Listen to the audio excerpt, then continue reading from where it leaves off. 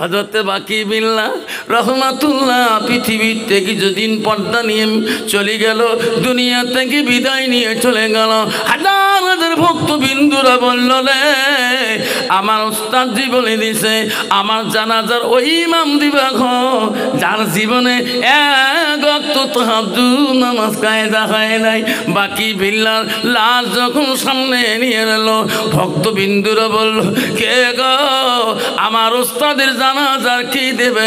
আমার উস্তাদ কিছুদিন আগে ওসিয়ত করে গেছে যার জীবনে এক ওয়াক্ত তাহাজ্জুদ নামাজ কায়দা হয় নাই, তিনি এসে আমার উস্তাদের জানাজারটা দেন।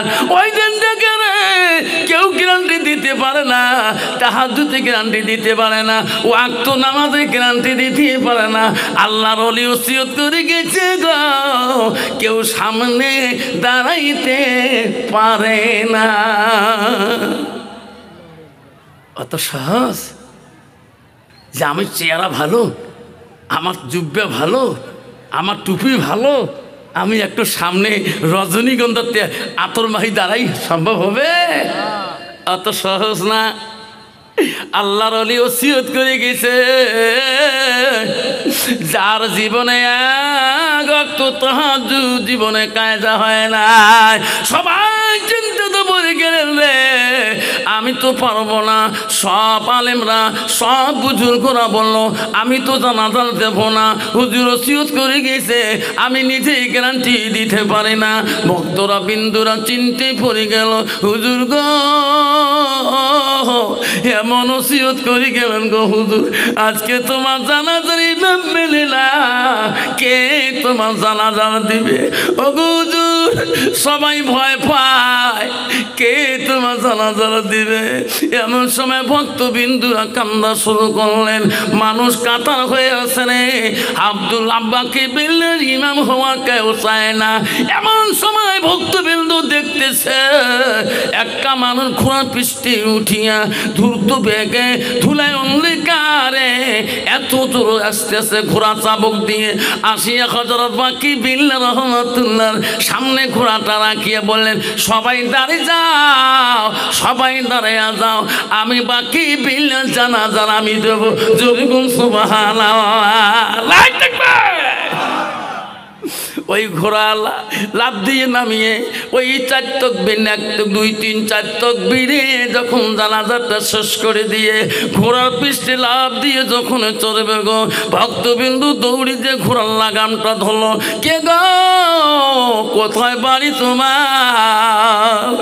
আমার উস্তাদের জানাজা দিলে তোমার মুখের কাপড়টা খোলেন, আমরা তোমাকে চিনি না গো, তোমার মুখে খিলাপ লাগা পর্দা লাগা আমরা চিনতে পারলাম না, দয়া করে পরিচয় দাও।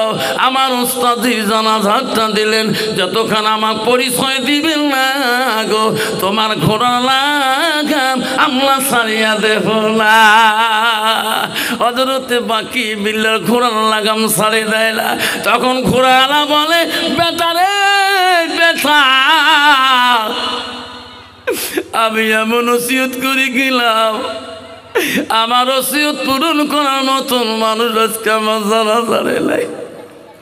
আল্লাহ ডেকে বলে বাকি বিল্লাহ যা যা, আজকে তোর জানাজার কে দেয় রে, যা যা যা যা, দুনিয়ার বুকে তুমি নিজের জানাজাটা তুমি নিজেই দিয়ে আসো।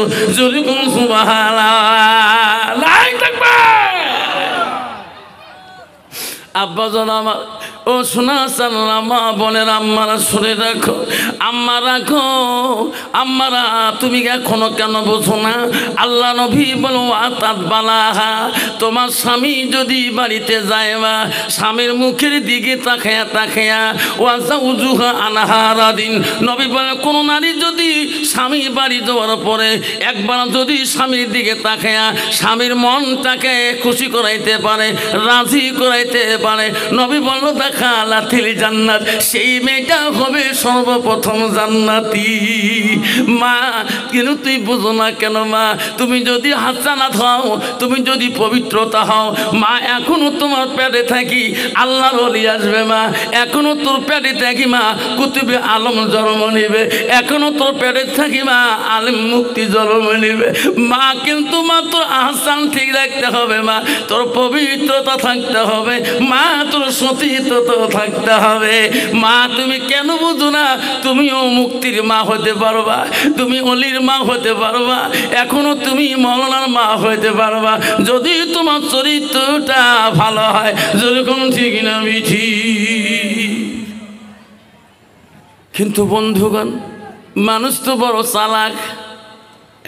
বন্ধুগণ শুনে রাখো, আব্বারা শুনে রাখো, মা শুনে রাখো, বিশ্বনবী রাসূলুল্লাহর প্রথম স্ত্রী ছিল হযরতে খাদিজাতুল কুবরা, নবীজির দ্বিতীয় বিবি ছিল হযরতে সাউদা রাদিয়াল্লাহু তাআলা আনহা, নবীজির তৃতীয় বিবি ছিল হযরতে মা আয়েশা আম্মাজান, নবীজির চতুর্থ বিবি ছিল হযরতে জয়নব, নবীজির পাঁচতম বিবি ছিল হযরতে হাফসা রাদিয়াল্লাহু তাআলা আনহা, নবীজির ছয় নম্বর বিবি ছিল হযরতে উম্মে সালমা, নবীজির 7 নম্বর বিবি ছিল হযরতে উম্মে হাবিবা, নবীজির 8 নম্বর বিবি ছিল হযরতে মাইমুনা, নবীজির 9 নম্বর বিবি ছিল হযরতে সুফিয়া, নবীজির 10 নম্বর বিবি ছিল হযরতে রায়হানা, নবীজির 11 নম্বর বিবি ছিল হযরতে মারিয়া।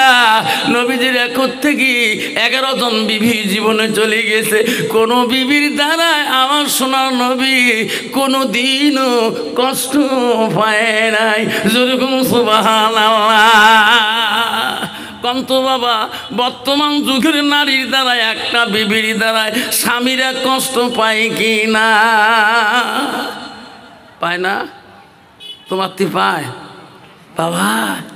যে ডিজিটাল নারী রে বাবা, পাইলে স্বামী কি কিলে আর কয় বুঝন কে আমার টেনশন নাই তো, কেলে কে আগে স্বামী অ্যাকাউন্ট করে দিয়ে পারে, এলা আমাকে সবাই অ্যাকাউন্ট করে দিয়ে জানি স্বামী কি জন্য লাগে। বাবনেরা গো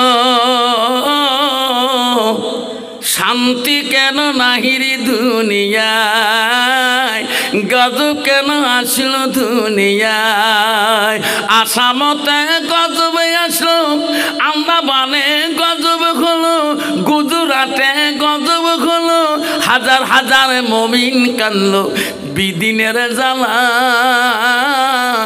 মা বোনেরা গো শান্তি কেন নাই রে দুনিয়ায়, গজব কেন আসলো দুনিয়ায়, মদের বাজার গরম হলো, মদের বাজার গরম হলো, জুয়ার কোঠে মানুষ যায়, বাপের ভিটা থুয়ে দিয়ে ঘর জামাইয়ে বেটা হয়, বাপের ভিটা থুয়ে দিয়ে ঘর জামাইয়ে বেটা হয়।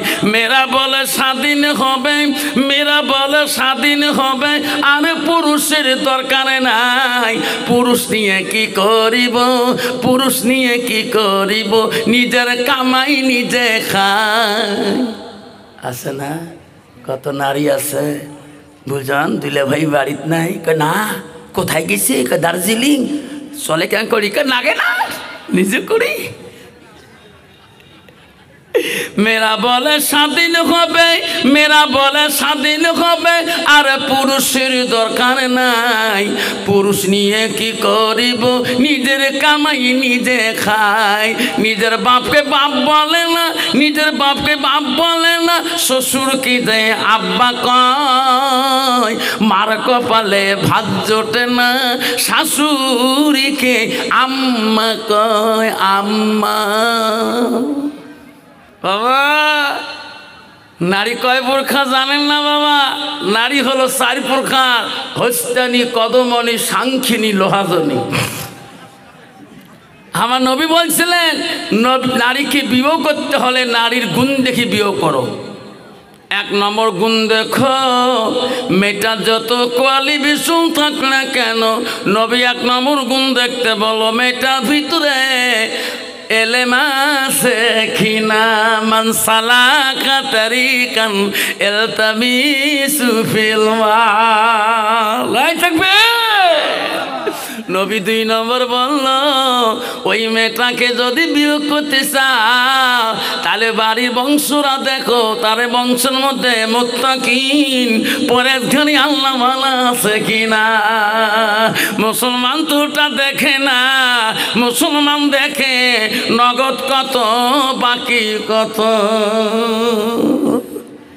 তাহলে তো বউ যদি নগদ দিয়ে আনা হয় তো বউ কি পর্দায় চলবে? যদি টিভি দেখবে ধরো শ্বশুরকে বউ টিভি দেখেন কাকা তোমার বেড়ার টিভি, এ তো মোর বাপ দিছে ওয়াল টিভি 24,000 টাকা দাম। ঠিক না? ঠিক। আমার মা বোনেরা আমারা শুনি রাখো, মা শুনি রাখো, জান্নাত যদি যাইতে চাও মা, ও মা জান্নাত একটা রাস্তা আছে মা তোমার জন্য, ওয়াতার বালাহা, তোমার স্বামী যখন আসবে মা স্বামীর দিকে তাকাবা। নবীর স্ত্রী হযরত আয়েশা সিদ্দিকা নবী বাড়ি আসলে নবীর দিকে তাকাইছিলেন, নবীর মুখের দিকে তাকাইছিলেন, নবীর চেহারার দিকে তাকান, নবীর হাতগুলো বোলান। নবী বলে, আয়েশা রে আমি বাড়ি ফিরলে তুমি আমার মুখের দিকে কেন তাকাও, আমার চেহারার দিকে কেন তাকাও, আমার হাতগুলো তুমি কেন বোলাও? আয়েশা আম্মাজান বলছে, ওগো নবী আপনি যখন বাড়িতে আসেন আপনার চেহারার দিকে তাকাইলে আমার আয়েশা কলিজাটা ঠান্ডা হয়ে যায়। ওগো নবী তোমার মুখের দিকে তাকাইলে আমার আত্মাটা শান্তি হয়ে যায়। কন্ত বাবা বর্তমান ডিজিটাল জামানার নারীরা স্বামী বাড়ি গেলে কোনোদিন মুখের দিকে তাকায় কি? তাকায়? যদি কালে ভালে দেখান দেখবেন ভাদর মাসে ব্যাগ কালা হয়ে আসবে দেখতে, যখন ঠিক না ঠিক। বাবা এত চালাক ব্যাপারী, খুব চালাক। আসি কেছে মোল্লা সাহেব, কেন তোমাদের দোয়া আশীর্বাদে, মোল্লাগুলো দোয়া আশীর্বাদে 4-6 মানুষ করলাম, আল্লাহ যে সব জায়গায় সম্মান পাই। বড় ব্যাটা তো জলপাইগুড়ি, নিউ জলপাইগুড়ি নার্সিংহোমের মানে একদম গাইনো স্পেশাল ডাক্তার। কন্যা মহল সাহেব ফিনকে গেছিলাম না, যেই কইছে সারের আব্বা আছে ওকে সবাই মিশিয়া শাড়ি দে। তার 2 নম্বরটা জলপাইগুড়ি, 1 নম্বর ইঞ্জিনিয়ার। সে অফিস গেছিলাম বাবার না, সবাইকে অফিসের আব্বা আছে সবাই চেয়ার শাড়ি দেয়। 3 নম্বরটা জলপাইগুড়ি থানার ওসি, থানাত গেছো সবাই চেয়ার শাড়ি সারের বাবা আছে। 4 নম্বরটা কলে হাই স্কুলের মাস্টার, বড় বেটা আমার বিএসসি, যেই স্কুল গেছো সবাই গাইছো সারের আব্বা সত্যি এসো। তার 5 নম্বরটা ওটি ধরি আসছেন তোমার ওটি কে এলপিতে 3 বার ফেল, প্রাইমারিতে 3 বার ফেল করছে। এলা কী করবে? এটা মাথার গবর। এলপি স্কুল 3 বার ফেল, এটা তোমার মাদ্রাসা ছাত্রামূলক দিয়ে কিছু মুন্সি মানসা বাদমাসা, যেটার ব্রেনটোত কিছুই নাই, মানে পচা গবর, ওটি আনি মাদ্রাসা দেয়। এখন হুজুর দেখি কয় পথ তো আলিম আলিস। ও মোল্লা সাহেব ইয়ে তো মুন্সি মানসা হ্যাঁ জীবনটা বাঁচা খাবে, তোমার ঠিক হবে কি? এখানে মুন্সি মানসা বানা যাবে কি? মোল্লা সাহেব হাফিজ সাহেব বলছে, হ্যাঁ মাদ্রাসা হলো আমার মুন্সি মানসার কেন্দ্র। মোল্লা সাহেব তুইয়ে গেলাম, যতদিন পর্যন্ত পুরান রঙ হাফেজ হয় নাই, মরনা হয় নাই, অতদিন পর্যন্ত ছুটি দেবেন না। এই যে তুই গেলাম ইনি যাতে মুন্সি মানসা খায়া বাড়ি যায়। মোল্লা সাহেব বল, ও ব্যাপারী সাহেব টেনশন করবে না, 4 বেটার সম্মান পাইছেন, ইনার সম্মান যখন পান না পরে তোমার সম্মান পাবেন। থুয়ে গেল রে পাগলা বেটা আসনা, এমন বুবারে আলিফ কোতে আলিশ কয়, বি কোতে বালিশ কয়। হুজুর সত্য দেখে রে, হুজুর কিলেইতে কিলেইতে কিলেইতে আলিফ। সুবহানাল্লাহ। আরে লাস্টের মধ্যে আব্দুর রহমান আলিফ খবর পায়, বা খবর পায়, তা খবর পায়। আব্দুর রহমান কান্দে আল্লাহ আল্লাহ তুমি আমার জবানটা খুলিয়ে দে আল্লাহ আল্লাহ আমার আব্বা আমার উপরে নারাজ আল্লাহ আমার চার ভাই উপরে আমার আব্বা এত খুশি আল্লাহ আমার জবান তুমি খুলি দে আল্লাহ তোর কোরআনটা যাতে আমি আলেম হইতে পারি আল্লাহ আব্দুর রহমানের জবানটা খুলিয়ে দিল যেদিন আব্দুর রহমান প্রথম কোরআন হাতে নেয় আব্দুর রহমান দুই চোখের পানি ফেলে কোরআনটা চুমে দিয়ে দুই হাতে চুমে দিয়ে আল্লাহর কাছে কান্দে আল্লাহ আল্লাহ তুমি কোরআনটা আমাকে দান করো আব্দুর রহমান যেদিন প্রথম সূরা পড়ে সূরা বাকারাতেই পড়ে আলিফ লাম মিম নাই থাকবে আব্দুর রহমানের চোখের পানি দিয়ে বুক ভিজে যায় আর কান্দে আল্লাহ তোর কোরআনটা আমাকে দান কর আল্লাহ আব্দুর রহমান তাড়াতাড়ি আল্লাহ কোরআনটা সাহায্য পেয়ে গেল এক পারা হাফেজ হয়ে গেল দুই পারা হাফেজ হয়ে গেল রমজান মাস সামনে এসে গেল সব ছাত্র বন্ধুরা বেডিং পত্র বাঁধবে ওস্তাদজি গেলাম যাও আব্দুর রহমান বলে হুজুর আমি বেডিং বাঁধবো না না না তোর জন্য বেডিং বাঁধবা না তোর তো হবে না কেন হুজুর ওনাদের যদি ছুটি হয় আমার কেন ছুটি হবে না কইছে বেটা রে তোর আব্বা বলে গেছে যতদিন তুমি পূর্ণাঙ্গ কোরআনের হাফেজ হবে না অতদিন তোর জন্য এই মাদ্রাসা ছুটি হবে না এই রমজান মাসে আমরা তারাবি পর্ব পড়াবো খতম তারাবি তোকে আমি মাদ্রাসা রাখিয়া আমরা ওস্তাদরা একাই তোমাকে কোরআনের হাফেজ বানাবো যেরকম সুবহানাল্লাহ সব ছাত্ররা বাড়ি দিকে যায় আব্দুর রহমান একাই একা ক্লাস করে হুজুরা পড়ায় 1 মাস 2 মাস 6 মাস চলে যায় বছরকাল চলে যায় হঠাৎ করে বলে উস্তাদজি মোর মনটা কেন বা কান্দে আমার মাটাকে আমি বহুদিন থেকে দেখি না উস্তাদজি গো আমার আব্বাটাকে আমি বহুদিন থেকে দেখি না একটা দিনের জন্য আমাকে ছুটি থাকো ওস্তাদজি ওস্তাদ বলছে বেটা রে তোর আব্বার সাথে আমার কথাবার্তা প্রতিশ্রুতি আছে যতদিন তুই কোরআনের হাফেজ হবি না অতদিন তো তোর ছুটি হবে না আব্দুর রহমান কোনো দিয়ে দরখাস্ত ছুটি পায় না আল্লাহ ওই ব্যাপারীর অহংকার অন্তর থাকি যায় না স্যারো বেটার প্রশংসা গ্রাম বাজার টাউন শহরে করে আব্দুর রহমানের নামটা অন্তরে আর কোনোদিনও নেয় না আল্লাহ বলে আজরাইল এর অহংকারকে পতন করতে হবে রে যা যা আজকে রাতে আরাম আইসে খেয়ে ঘুমাইছে ফজরের নামাজে ছবি সাদেকের টাইমে এই আজরাইল তুমি তার জানটা কাবাজ করে নিয়ে আয়